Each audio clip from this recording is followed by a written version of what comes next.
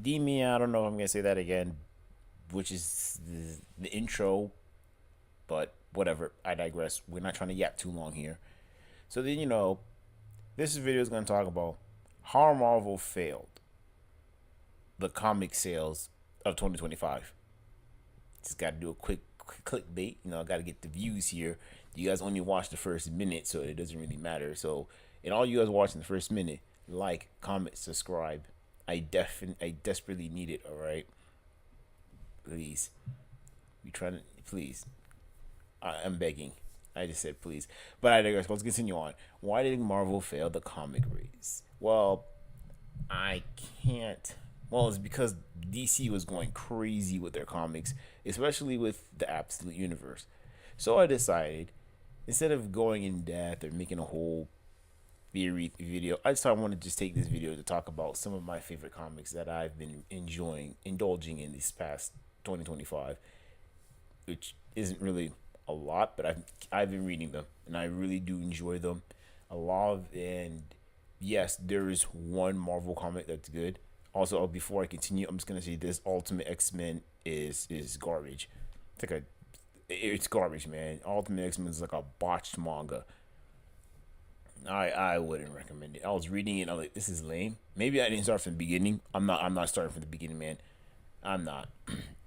Also, other comic companies have also been doing great and then killing it as well, like Image Comics, um, IDW. Those comics are and DC have been killing it. And for me personally, I want to give a list of some of my my excuse me, my personal favorites that I've been reading.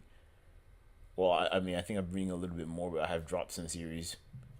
Talking about you, Ultimate X Men. I don't even know what that was, man. I don't know why you guys like this, but and some of them I've been enjoying. Yeah, I know I've been talking so much. It's been like 2 minutes. I'm just gonna say this. A lot of them are DC comics, and if you look up the stat sheets, you can notice that a lot of these DC comics have been killing it this year, because DC's all in, and I'm also all in, and also Image Comics has also been killing it as well. So for me, I want to start off with one series which I truly do believe is not getting as much of a spotlight and is getting completely underlooked, and that is Nightwing by Dan Waters. The Nightwing comic right now, Dan Waters is going on a generational run with Nightwing right now, because this is amazing. I love. Okay, this is gonna be spoilers, and yes, I am caught up. This is gonna be spoilers, and I just love how this comic is. So you're gonna probably ask me, what's it about? It's about Nightwing, and he's in Bloodhaven, and in Bloodhaven, right now there's these two rival gangs fighting each other. There's, I forgot the name. It's like a bug gang and one that has like animals, whatever. The two rival gangs have been fighting each other, and my man Nightwing is there to stop this whole battle and try to stop the game. And then within Bloodhaven, his sister is also the mayor. Yes, he has a sister. Nightwing has a sister. He has a sister that's a mayor, and then there's a woman named the commission there is also trying to stop the war, and then the police there are also using like Cybertronics new upgraded tech that they get from this woman named Olivia Pierce, who's who's actually giving a lot of advanced technology to a lot of these corrupt police officers as well, because also there's a lot of police officers, and that was is to deal with all this. Now it turns out that all of that was Olivia Pierce's involvement with funding these police with a bunch of highly like very high end technology is a way for her to help create more chaos within the city, which she's been using to help give more energy towards this circus deity called Dazani, who is a circus. Ignore that noise. Who is again a circus deity who's trying to control who puts this thing called the Circus de Sin, which is basically like a circus thing, and he's basically like again a circus deity, similar to like Pennywise. If you know who Pennywise is from that's basically from it. That's basically not it. You know what I'm talking about, Pennywise. Yeah, that's basically what Dazani is. And it turns out that this Dazani has met Nightwing back in the day when they were younger, when he was Robin with Batman, and he used to use the Circus they send to attract people and then make them kill themselves. Oh snap! I hope I don't get demonetized for saying that word. They would, assimilate themselves. Yeah, I can say that, right? And now that he's coming back and he's using children and he's been luring children into these fifth dimensional things called the circus they sin that's been pocketed around everywhere, which only children can hear, and they can hear when they hear the circus music, they go towards it. And he's been kidnapping them. He wants Nightwing to use him, and he wants Nightwing to be the new ringleader, whatever that ever means.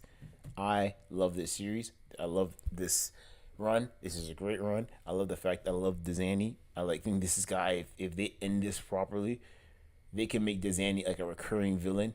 He is all powerful. He is also, and I love how Dizani is a powerful, manipulative creature, which I love seeing something like this. This is kind of like if they do this right, Dizani can be Nightwing's literal Joker. Just how twisted because of how twisted he is in his mindset. Also, another thing I also enjoy in this whole series is how they do a lot of flashbacks and homages to Nightwing's past. Love it. Great. I think it's underrated. And Dan Wars is going on a generational run with this. Another series that I think is also not being looked at is Absolute Superman. I think Absolute Superman is a beautiful series. It's amazing. I love Absolute Superman. Yes, I think the Ra's al Ghul arc was a little too long, in my personal opinion. And I'm sorry, I'm getting ahead of myself here. I never really explained Absolute Superman. Absolute Superman is in the Absolute Universe, which is basically the Absolute. I'm going to talk about the Absolute Universe now, since I'm talking about this. Majority of this is going to be Absolute.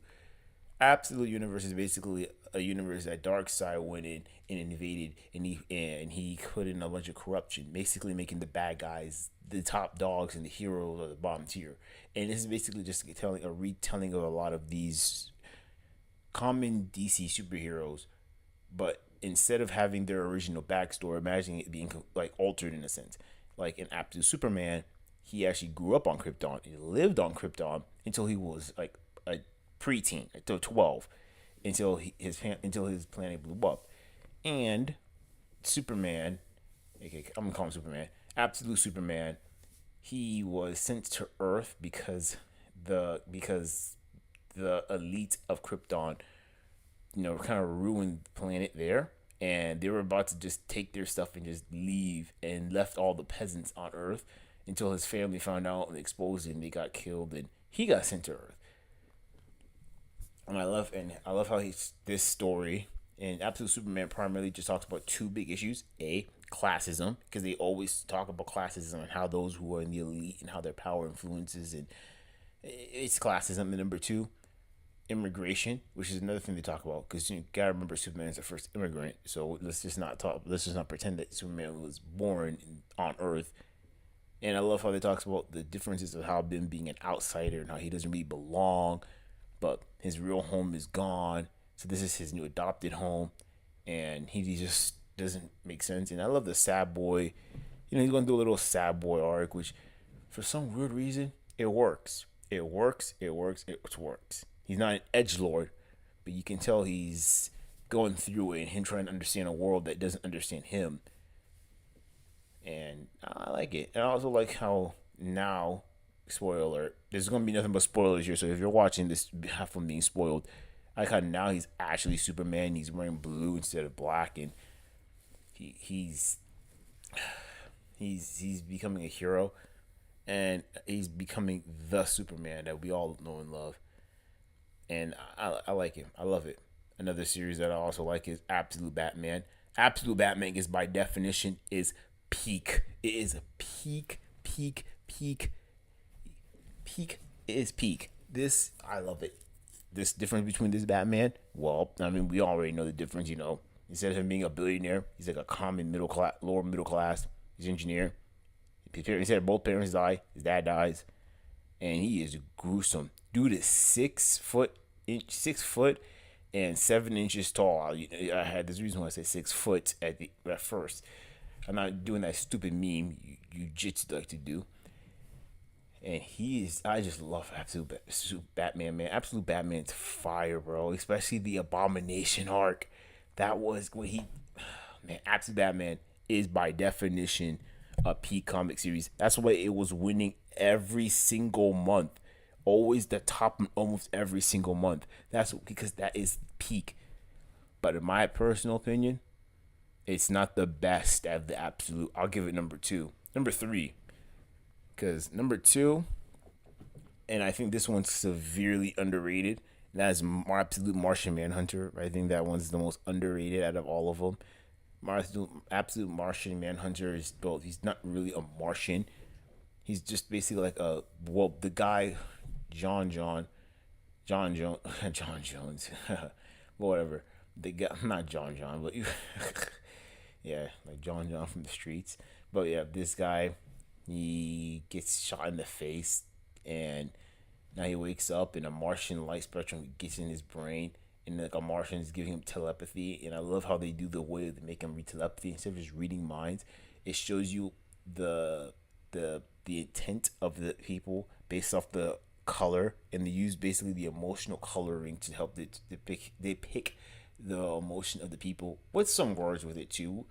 It's a very psychedelic like comic when you're reading it, and I love how he's fighting the white Martian, and I love how this guy says he's not really a Martian, he's just an alien, but they say Martian because this is what makes it easier for him to understand. And I love how I love Absolute, and I love how he's like a detective, detective, and I love how they talk about more than just fighting crime. He talks about his personal life, his struggles, is this how you put too much emphasis on work instead of time with your family, which you need to find a balance. Be a member, you only have one family. Can't turn your back on your family. That's the only one you got. Your work comes and goes, but your family doesn't. And I love how they use again how he reads minds is also kind of cool. How it's basically like different emotional spectrums of different colors, people's intent, their everything, just everything. And then I think it's so underrated, and I think it should be read more.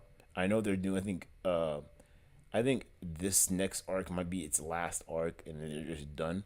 But Martian Manhunter is severely underrated. It's the second best Absolute series to me. I I came on. I slept on Martian Manhunter. I'm not even gonna lie to you, man. I slept on that series so much, and now I regret never like picking up the first copy. I'm gonna get the omnibus, but I read issue number 7, and this series is crazy. This is just a fire series, man, and it's so underrated, and it deserves more love and more respect. It sucks it's not gonna get as much as like Absolute, Batman or Absolute Superman, but it's number 2. And you honestly think who's my favorite one? And it's not even just my favorite. It's literally the best Absolute.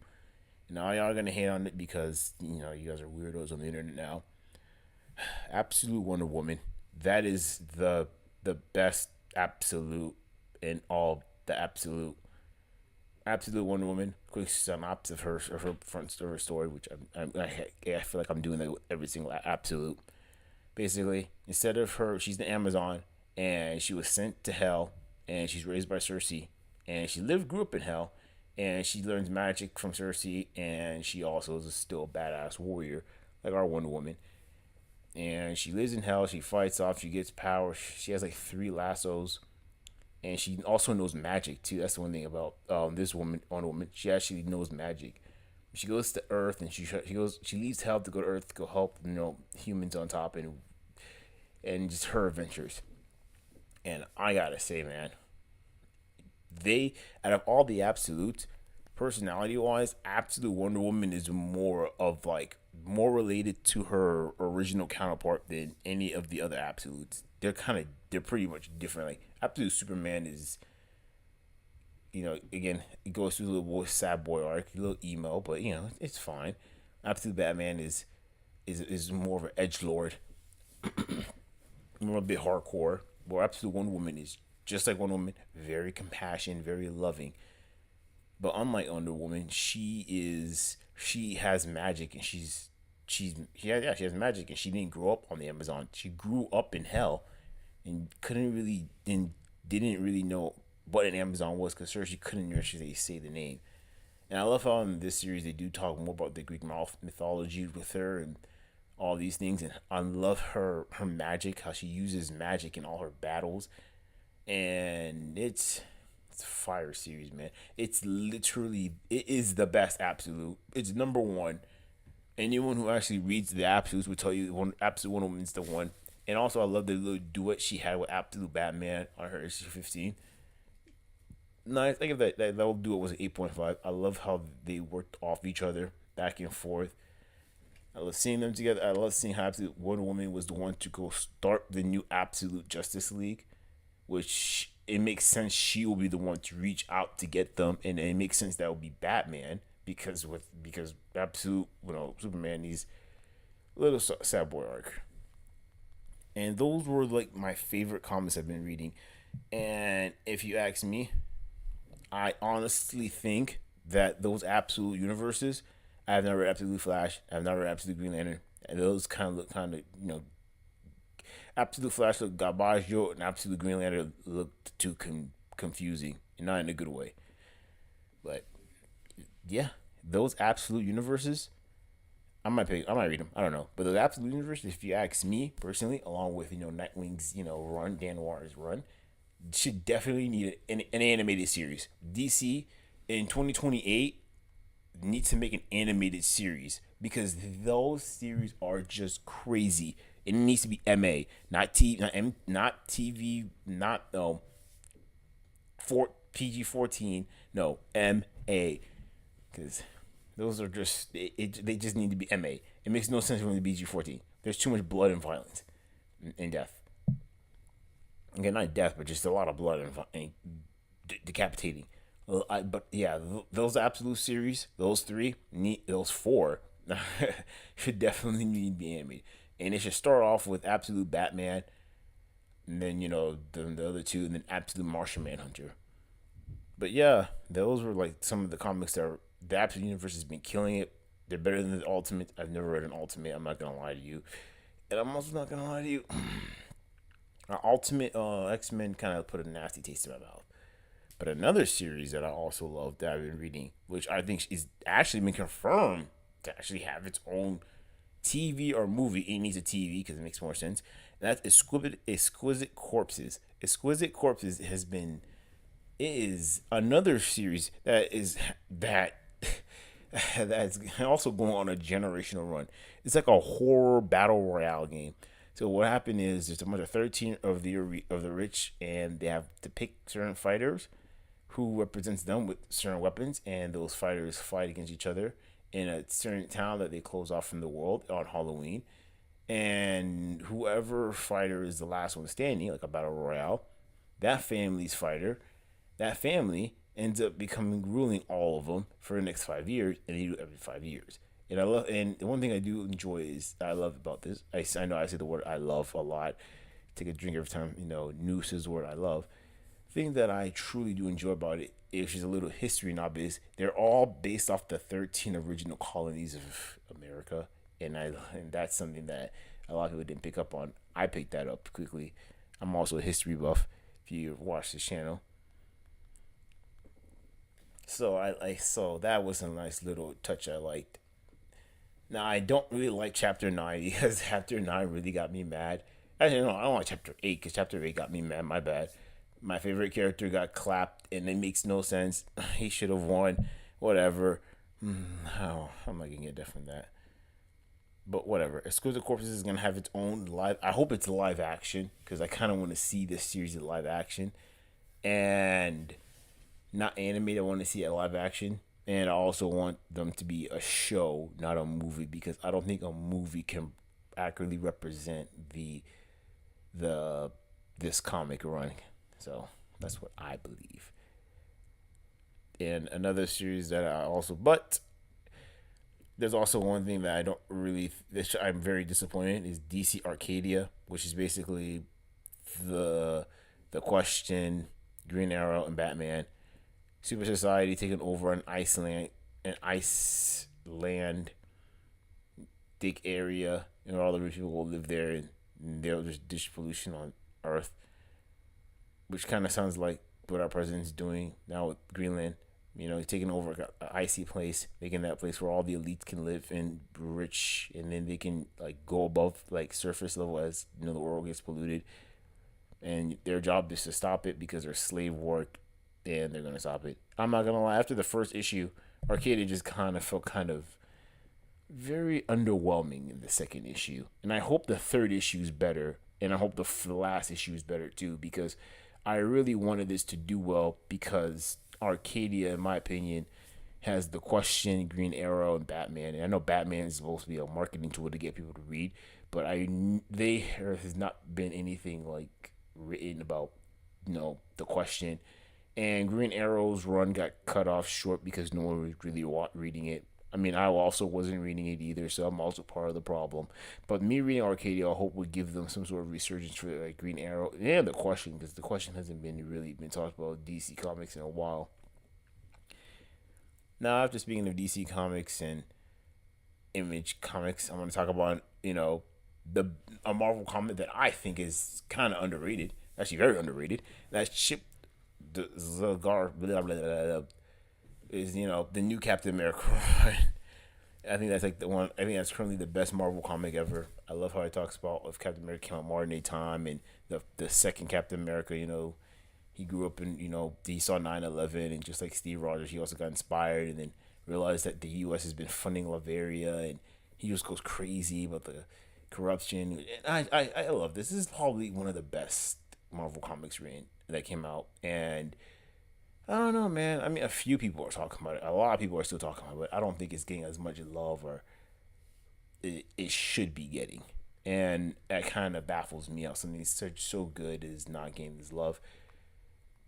So, yeah, the new Captain America is a very good read. Pick it up, read it, watch it, and everyone should actually take time to read comic books. You know, support your local comic shop.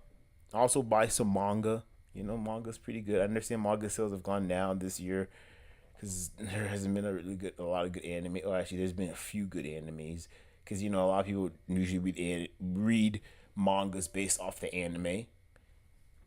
So people watch the anime and then they'll read the manga afterward, and that's how I got into a lot of my mangas. And yes, I also do read mangas as well, and manhwas. I mean, if you see my lookism, I read more than just lookism too. I'm not gonna lie, a lot of my except for one, but majority of my manhwas are PGJ Universe, except for like one or two. But yeah, that's the end of this discussion. I just want to have something nice to talk about, something free flowing. Not everything has to be bad news. It's just relax. That's what I wanted to do. And you guys seem to enjoy the other comic book talk, so yeah, my nerdy talk. So yeah, ciao.